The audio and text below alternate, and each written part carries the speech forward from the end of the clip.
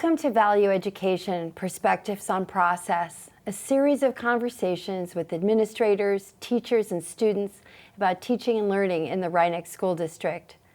My name is Valerie Feit, and I'm joined by my co-host, Dylan Spencer, a junior, and our guest, Adesuwa Carlton, who is a senior. And we're here today to discuss your social science research project, which is part of Tools for Change, and also under the aegis of the Independent Learner Program. So I just had a question for you about your project, but before we begin, I think for our audience, I'd like to just read your research question so everyone can understand what we're doing. Your research question was, how does music encourage youth activism from the civil rights era to the Black Lives Matter movement? So that's a big question. Right. So how does that land for you? What music are we speaking about? I was speaking more so about rap music, especially contemporary rap music of today.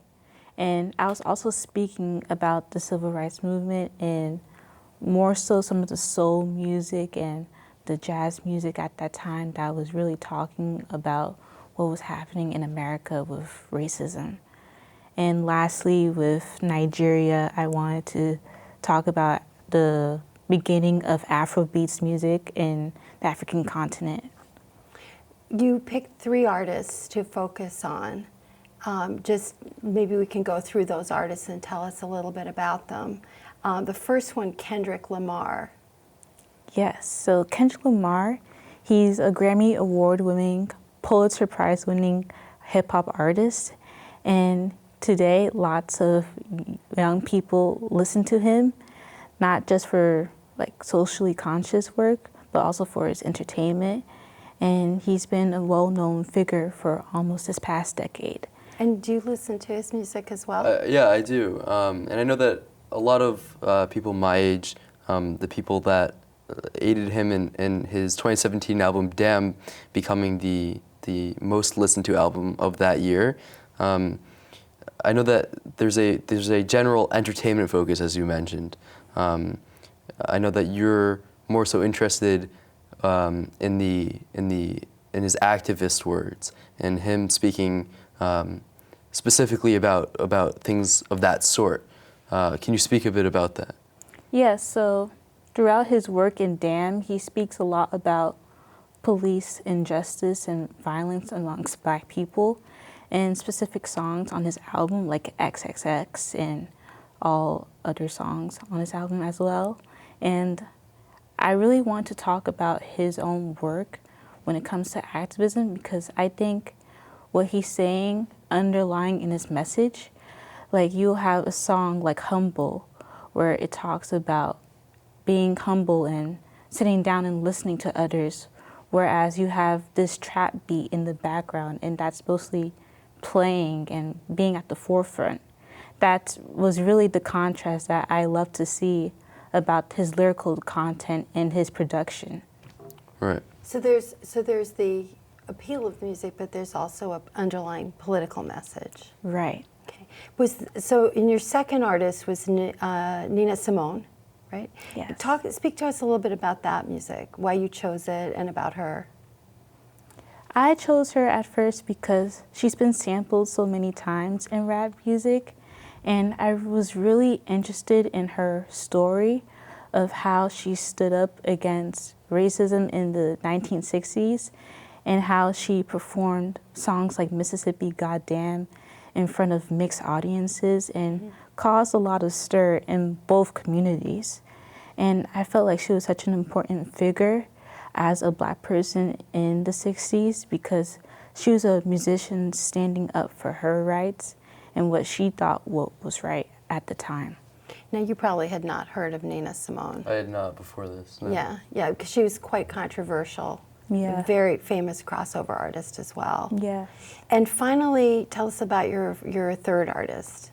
My third artist was Fela Kuti, and he was from Nigeria, and he was an Afrobeats artist. And Afrobeats is like a mixture of soul, of high life music in Nigeria, of jazz. And Fela Kuti, he really spoke about the aftermath of African colonialism in Nigeria, and he really discussed about the political corruption and the daily lives of Nigerians.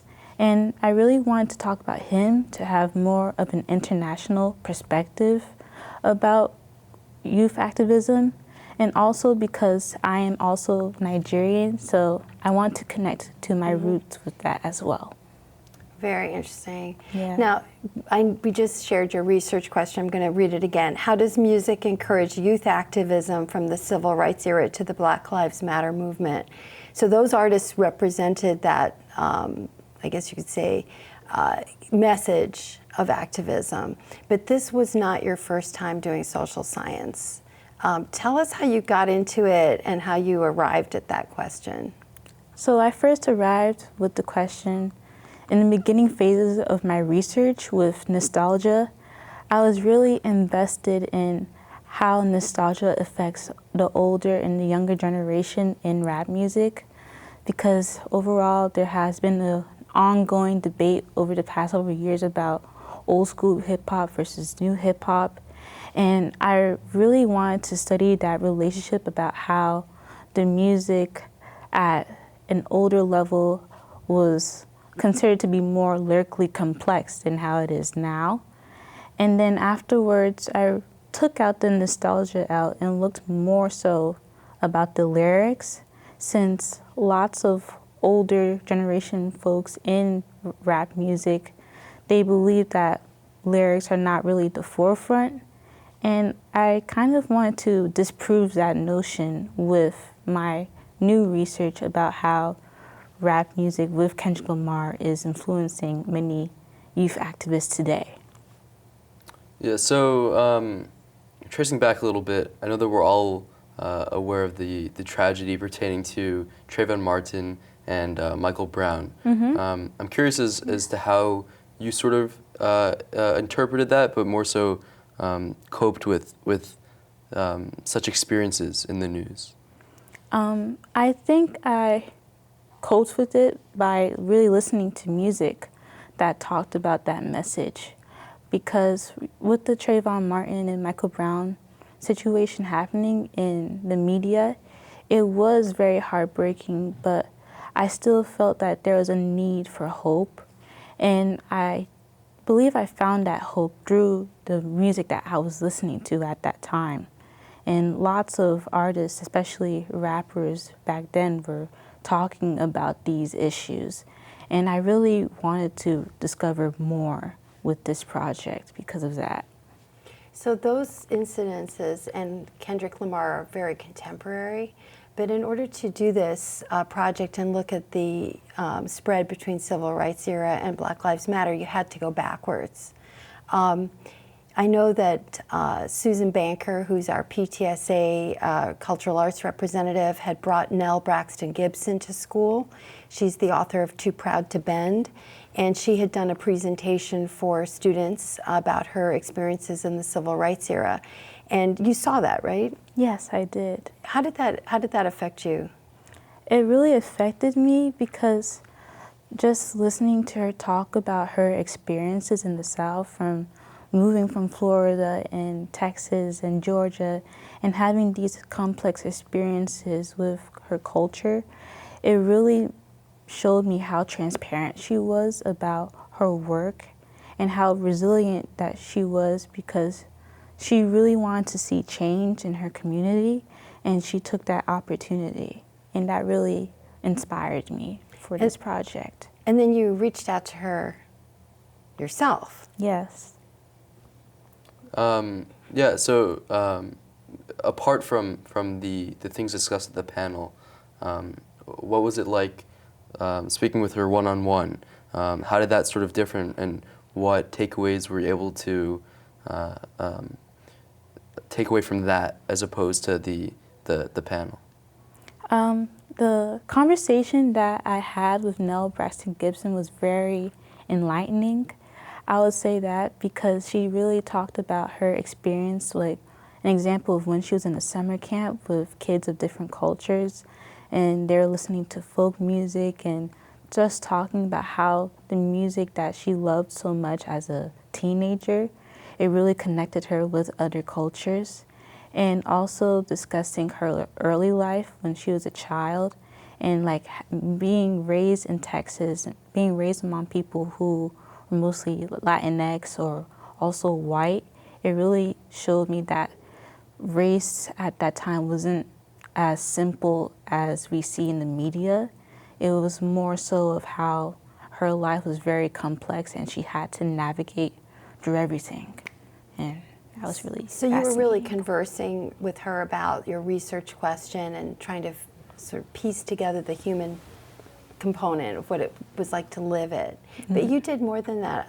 You were also reading at the same time. What were you looking at? I use databases online like JSTOR, which is a social science database where you research many different publications. And I researched many different books and also journals from many different sociologists and psychologists about my topic about race and music and how that can combine. And I also researched different articles on like Psychology Today and all those things to really help submit a full overview of my project. So once you'd done that reading and you linked it up with Nell, what was next for you? I think you spoke with a young professional woman in our community, Sydney Young. Yes, I did. Tell us about that. Yes, so I connected with Sydney Young. She's a social media strategist and she resides in New York City. And I spoke to her about her challenges of being a young Black woman working in America and how she had to maneuver through different avenues to be where she is today. And it really showed me about how challenges like racism can still go on, but there is hope for striving to be the best that you want to be through hard work and success. So I'm guessing that Nell Braxton Gibson was probably familiar with Nina Simone's music and probably listened to it, but Sydney must have listened to Kendrick Lamar. Yeah. So did you discuss that? I didn't discuss too much, but we did talk a lot about some of the lyrics in his work and some of the art that he has made. Very cool. After that, and you were well into your literature review at that point, you partnered with Rebecca Tenner, who was then a senior at school, and also with Noah Thurer, who's currently, I believe, a sophomore. Junior. He's a junior? He Oh is. my gosh, I'm behind the times. So he's a junior. So those kids had been working on a program called Human Rights Today. And then you came in, and what was the name of the panel that you worked to create with them? So I was a producer for this panel called The Future of Race Relations. And it was a panel where I brought guests such as Sydney Young and also Ernie Ricketts, a police officer in the local community, and other guests such as Gerondy came, right? Gerondy Yes. Martinez? Yes. She's the executive director of the Community Resource Center. Yeah. So she was there, and so it was, and Danielle Taggart Epstein was there as well, and she's the president of the Human Rights Commission. Can I digress a little bit here, just as we go? I want to congratulate you. I'd heard from Ms. Taggart Epstein today that you are the award winner for the John Kerry Award for Human Rights, which was actually conferred by the Commission for Human Rights of Rice City. So we just also want to congratulate you. We don't want to leave that out. Thank you so much. You're welcome. But she was on that panel, so that's probably how she became aware of your work. But how did that panel affect you? What did you hear there that opened your eyes? I believe that what opened my eyes was the topic about implicit bias. And it was not really about overt racism, but about the bias that many cultures might have about another person. And I really examined that in my next part of my study, in my research project with my focus groups. So you moved from this sort of background material to designing your research, and you chose the focus group. Can you just tell us a little bit about what happened, your first focus group?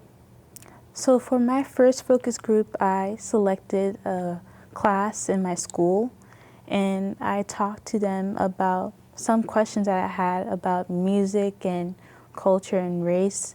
And I really discussed with them about many different artists, like the ones I mentioned with Kendrick Lamar, Simone, and with Fela Kuti, and if they known them, and how they might have been affected by music politically.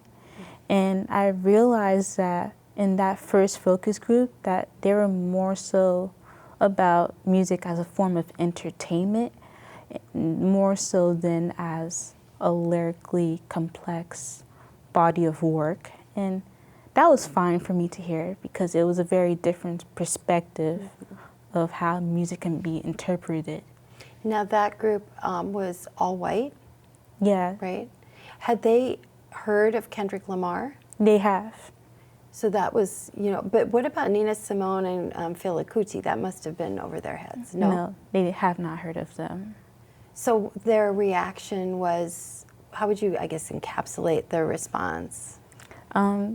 They knew very well. They had an enthusiastic response when they heard Kendrick Lamar, but they looked a little bit lost when they heard Nina Simone and Fela Kuti because they really haven't heard those names before.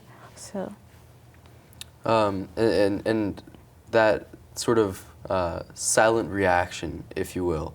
I know you've spoken a bit about that. How did you sort of feel about the general lack of understanding, but even awareness of their work and similar activist works?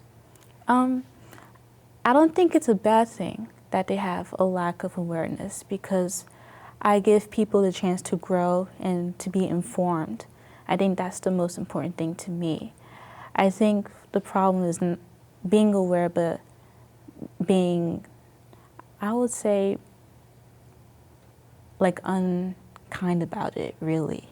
Right.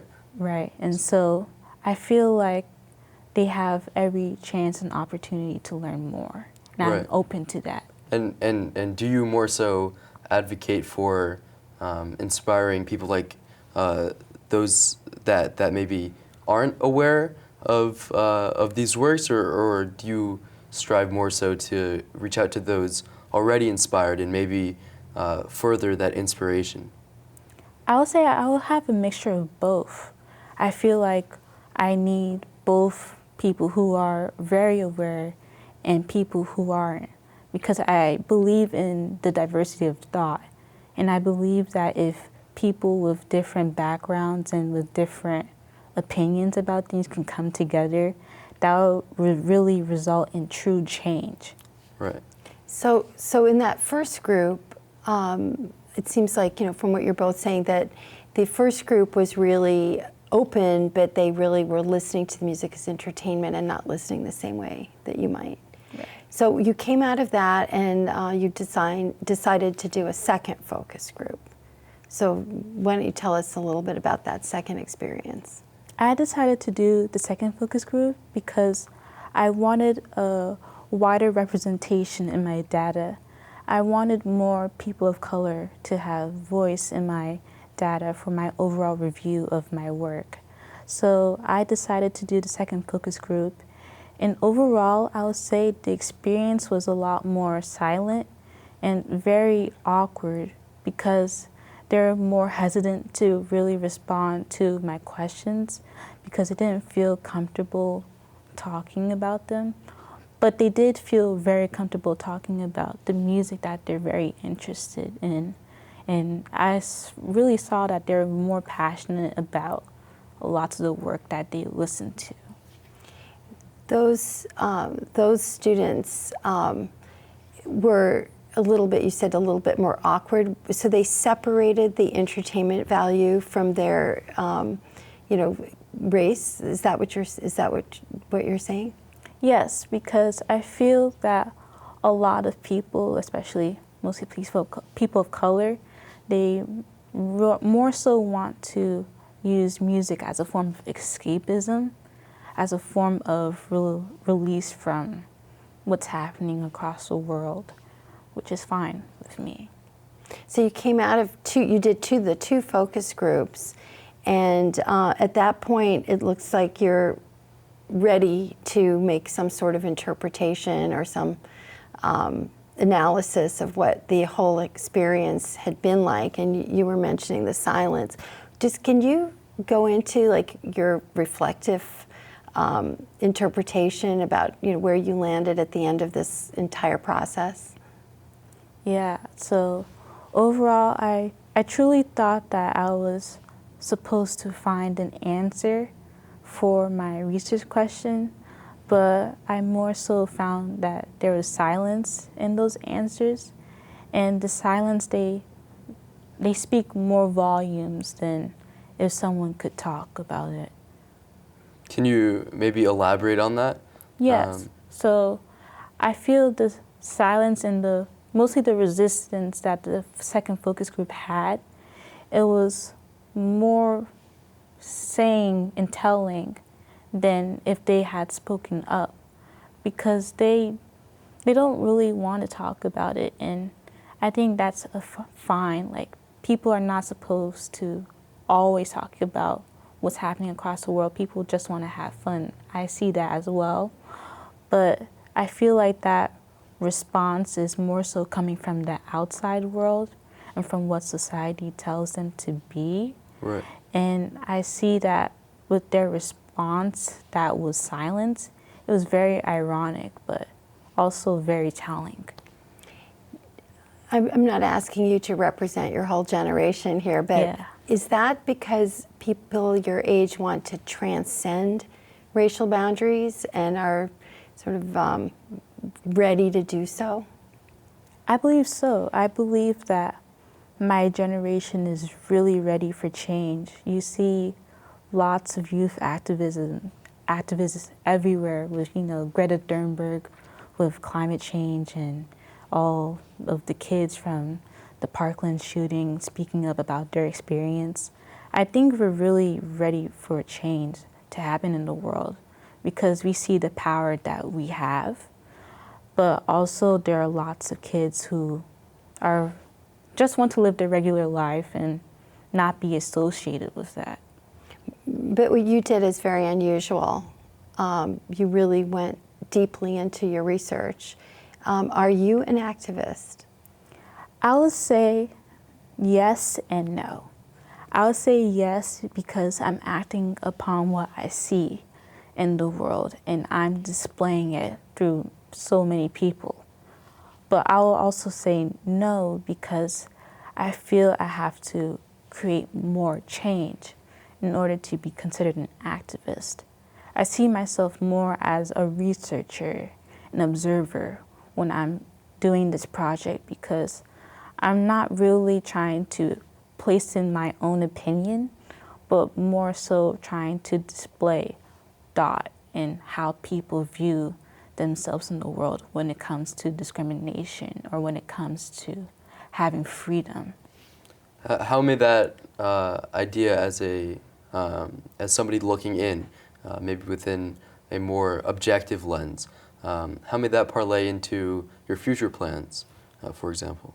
Yes, so since I have this objective lens for my research, I see myself doing lots of research when it comes to people, but also when it comes to natural sciences like biology or chemistry.